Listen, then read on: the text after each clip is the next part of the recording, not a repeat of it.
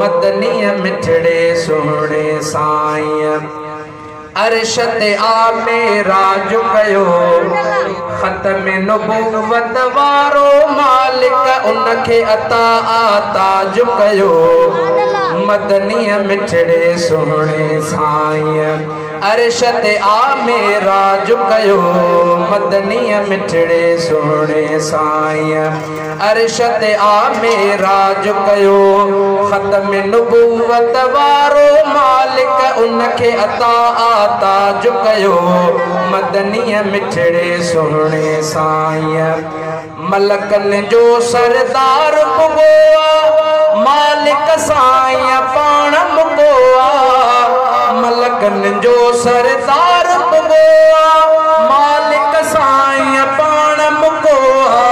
सिदरा जन्नत दोज़ख जो पो आला सफ़र असराज कयो आला सफ़र असराज कयो मदनी मिठड़े सोहणे साईं। अर्श ते आ मेराज कयो ख़त्म नबूवत वारो मालिक उनखे अता ताज कयो मदनी मिठड़े सोहणे साईं। आदम ईसा मूसा बरहक नबियनि जा सब रुतबा बरहक।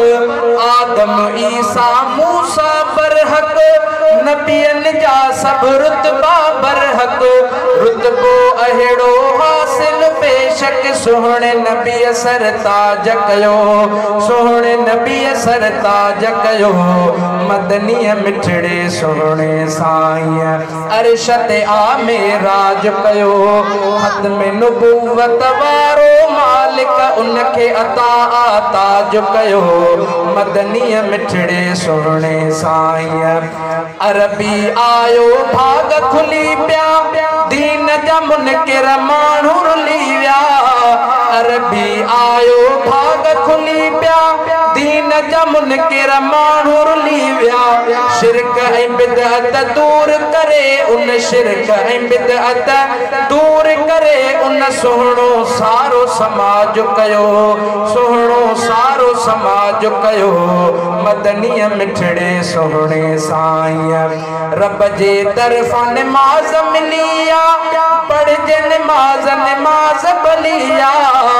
रब जे तरफ़ां नमाज़ मिलिया पढ़जे नमाज़ नमाज़ भलिया।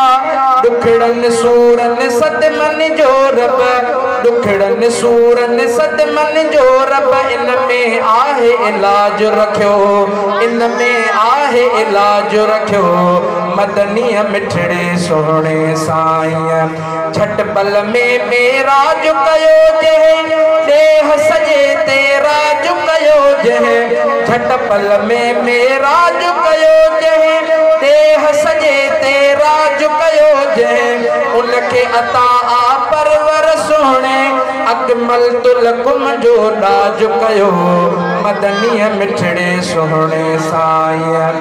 काद्यानी कमीना कूड़ा सभई दोज़ख जा हिन बूढ़ा सभई।